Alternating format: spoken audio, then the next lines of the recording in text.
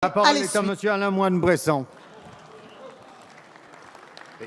Monsieur le Président, Monsieur le Premier ministre, votre majorité a adopté hier le projet de loi de finances pour 2017 et vous venez de présenter un projet de loi de finances rectificative pour 2016. Nous n'avons eu de cesse de vous alerter sur l'insincérité de votre budget basé sur des prévisions macroéconomiques résolument optimistes, des recettes surestimées et des dépenses minorées, comme l'a souligné le Haut Conseil des finances publiques.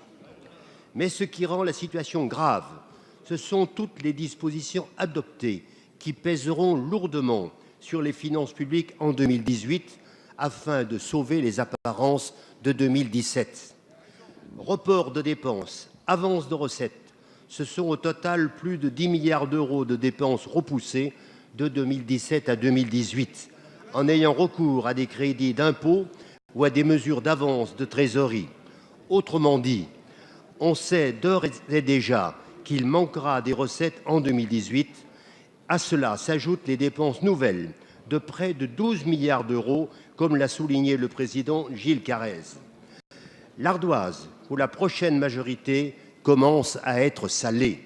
Ce n'est pas anodin que ce budget laissera des traces sur la crédibilité de la France d'abord, notamment sur la scène européenne, sur les efforts que les Français devront faire en 2018 à cause de votre irresponsabilité d'aujourd'hui, sur l'attractivité de la France enfin.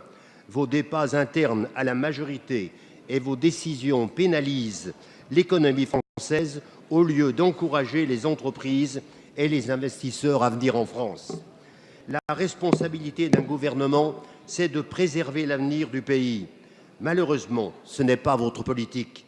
Allons-nous assister au cours de l'examen du collectif budgétaire au même blocage et rivalité interne? La parole est à Monsieur Christian Eckert, secrétaire d'État chargé du budget et des comptes publics. Monsieur le Président, Mesdames, Messieurs les députés, Monsieur le député, merci de votre question qui va me permettre de remettre un certain nombre de choses au point. Vous avez évoqué le dépôt du projet de loi de finances rectificative, effectivement, que votre commission a étudié ce matin. Et l'avis du Haut Conseil des finances publiques sur ce projet de loi de finances rectificative, j'y ai relevé 2 fois le mot réaliste et 1 fois le mot atteignable. Alors que sur la loi de finances initiale, le même Conseil avait dit « Oh là là, ça va être très difficile ».